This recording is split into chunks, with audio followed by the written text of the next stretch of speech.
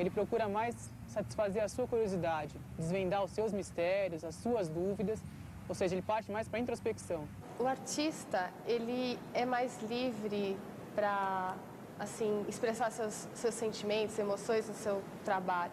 Já o cientista não, ele está meio preso, ele tem suas filosofias, suas intuições, entendeu? Mas ele está preso a certas evidências e fatos reais, entendeu? Da vida, entendeu? E do trabalho que ele esteja fazendo.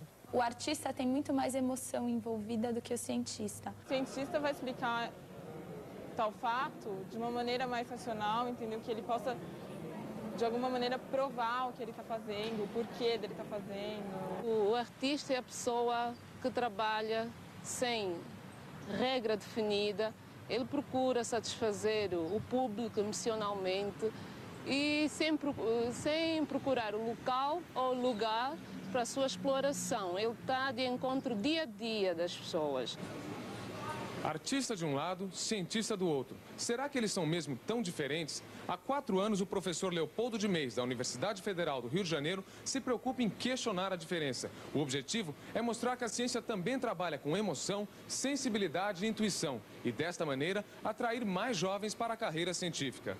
Uma tarefa fundamental num país como o nosso, que precisa de muito mais do que os seus 30 mil cientistas. O cientista, na imaginação desses jovens que acabam entrando na universidade, é que alguém, uma pessoa absolutamente lógica, metódica, crítica, sem espaço nenhum para subjetividade ou nenhuma preocupação com o universo.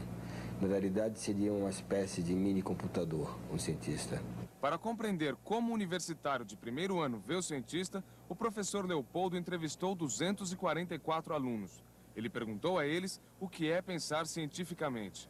Pensar cientificamente é você tentar analisar algum fato, alguma coisa que você consegue descobrir, sem levar em conta a parte emocional, que possa influenciar. É você pensar, talvez, exatamente assim, racionalmente, calculando tudo. Pensar cientificamente, para mim, eu acredito que esteja muito relacionado com a prática, com experiências, coisas mais relacionadas assim a uma coisa que a gente possa entender realmente, não só na teoria, mas também uma coisa que você consiga aplicar assim, na vida, no dia a dia.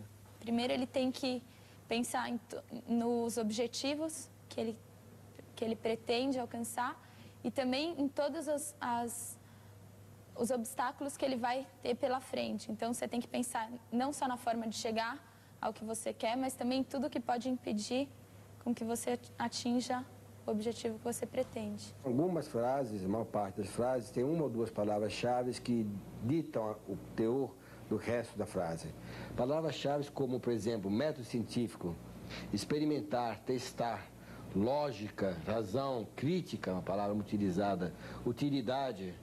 Portanto, lógica, razão, crítica, coisas que são mais mecanicísticas, que não envolvem emoções, são as palavras que caracterizam o discurso dos estudantes, que entram tanto na escola de medicina, que fazem curso de ciência, assim como meninos de escola de belas artes. Pesquisadores experientes também responderam a mesma pergunta. O resultado da maior maturidade é a visão mais próxima da realidade do cientista. Eles sabem que o seu trabalho precisa de sensibilidade e intuição. A intuição, ela faz parte do pensamento científico, né? Quer dizer, eu tenho a impressão que a intuição é um processo que resulta do pensamento científico, quer dizer, ele vem em função do acúmulo de uma série de informações, de uma série de interesses, da própria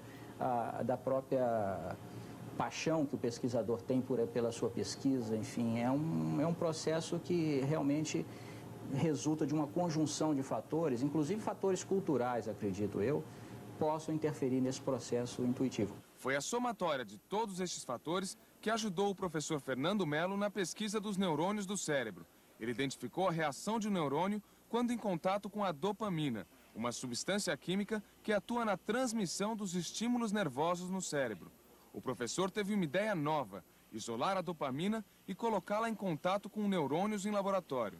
Com essa abordagem que nós detectamos, né, um fenômeno muito interessante é que essas substâncias, quando adicionadas sobre esses neurônios em culturas, eles promoviam primeiro uma parada do crescimento dos prolongamentos dos neurônios, axônios, basicamente os axônios.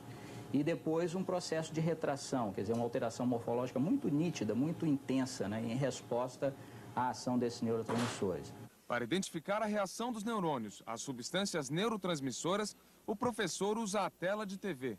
Foi a partir da observação de imagens como esta que o professor Fernando deu o maior salto da pesquisa, o momento em que a intuição dele apontou para o lado certo. Professor, como foi esse momento? Olha, esse momento foi quando eu realmente decidi aplicar essa substância sobre esses neurônios, né? E nesse momento eu poderia ter optado por várias abordagens experimentais. E por uma razão que a gente desconhece, talvez por um processo intuitivo, né? Nós optamos por fazer esse tipo de experimentação. No Instituto do Coração, em São Paulo, outro exemplo do papel da intuição na ciência. O professor Jorge Calil estuda a febre reumática.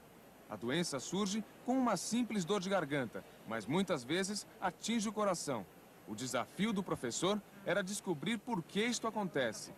Na verdade, nós não sabemos muito bem como que uma bactéria que está alojada na garganta pode desencadear uma doença no coração e uma doença tão grave. Então, a primeira coisa que nós faríamos, o que era? Procurar se a bactéria, de alguma forma, invadiu a garganta, chegou no coração causando a doença. E nós não encontramos a bactéria lá. Na verdade, quando nós olhamos no coração, o que nós vemos? Nós vemos que existe uma infiltração no coração por células que normalmente estão circulando no sangue, que são os leucócitos, ou mais especificamente os linfócitos, as células brancas de defesa do organismo.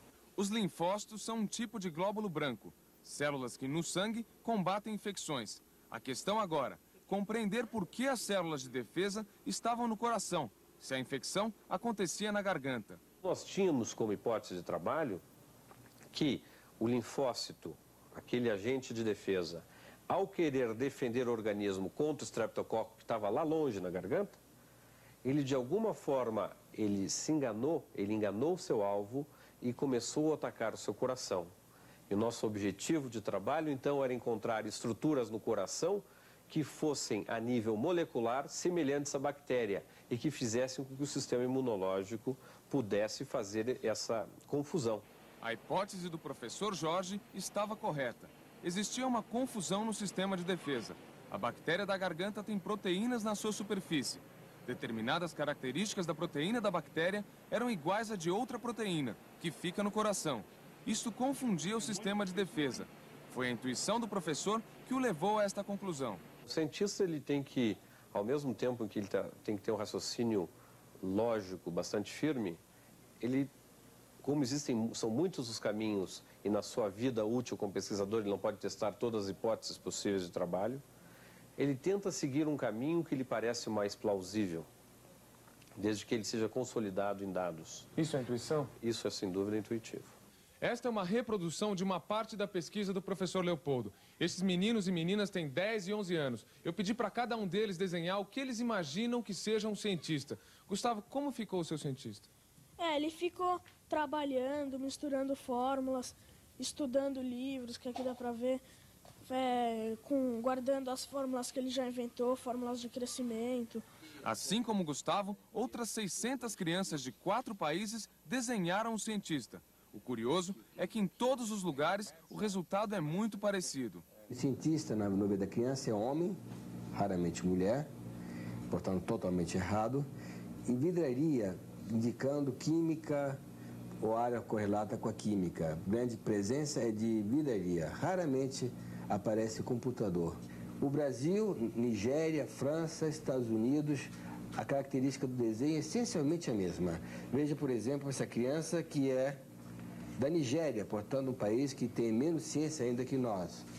Você pode caracterizar o nigeriano e a grande nota, a cara do cientista está aqui, sugerindo traços africanos mesmo, e vejam a vidraria como a grande característica presente. Para quebrar esse tipo de visão, o professor Leopoldo idealizou um projeto especial de iniciação científica. O objetivo é trazer alunos da rede pública, do ginásio ou colegial, para o convívio no laboratório. Os alunos recebem funções técnicas e a orientação dos pesquisadores do laboratório. Professor, e qual a importância de trazer alunos do colegial para o laboratório? Dar a oportunidade ao menino de ver o que é a profissão da ciência, para facilitar a sua escolha quando for fazer para vestibular, escolha de carreira. Carla participou do projeto. Hoje, 3 anos depois, ela faz medicina na UFRJ e pretende ser uma pesquisadora. Eu achei que a ciência era uma coisa que não era muito misteriosa. É uma coisa que dá para... faz você se sentir mais uma pessoa, né? Fortalece o seu poder criativo e me deixa mais segura com as matérias. Você consegue associar o que você aprende nas salas com qualquer técnica que você vai ter que utilizar. Existe uma ligação muito forte. A análise dos desenhos das crianças, as entrevistas com alunos e cientistas renomados, estudantes da rede pública dentro do laboratório, tornar a ciência mais interessante para os jovens. Tudo isto tem um sentido muito forte para o professor Leopoldo de Meis. Um desafio para os países de terceiro mundo e um compromisso da comunidade científica com toda a sociedade. Até agora nós sabemos que existe um grande conflito, tanto aqui como lá fora, existe um grande conflito devido a essa avalanche de coisas novas, que é o conflito tecnológico humanístico. Esse conflito, que é difícil de caracterizar, tem feito que os jovens desertem da ciência. Essa pesquisa é objetiva. Número 1, entender esse conflito para tentar depois, na vida universitária, no exercer do magistério, tentar neutralizar as causas que provocam essa má interpretação do que seja a ciência. Essa é uma. A segunda é tentar estabelecer as coisas que a ciência realmente representam. E como devemos formar uma pessoa em ciência, somente com formação ou através dessas noções, tentar elaborar mais coisas que são fundamentais para o desempenho da profissão, como a imaginação, a criatividade, uma preocupação com o universo, etc.